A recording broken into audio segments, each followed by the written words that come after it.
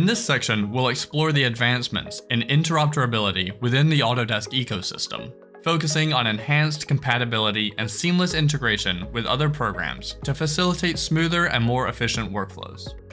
Conveniently export RVT or RFA files to earlier versions of Revit as far back as 2023.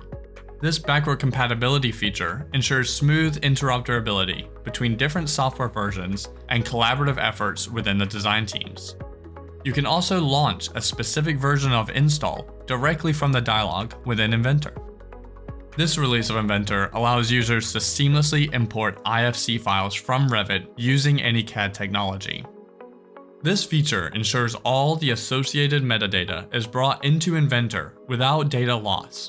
This offers a much more logical workflow between architectural and engineering domains, which for many of you is incredibly impactful. Additionally, new import options have been introduced, allowing users to choose between two options: importing lightweight mesh versions for visualization, or an extensive view of individual components and properties for detailed analysis. The new interactive UI has been implemented, featuring an in-canvas preview that enables users to include or exclude selections based on metadata, name, or geometry. Let's keep breaking down industry silos and use the right tools, no matter the given challenge.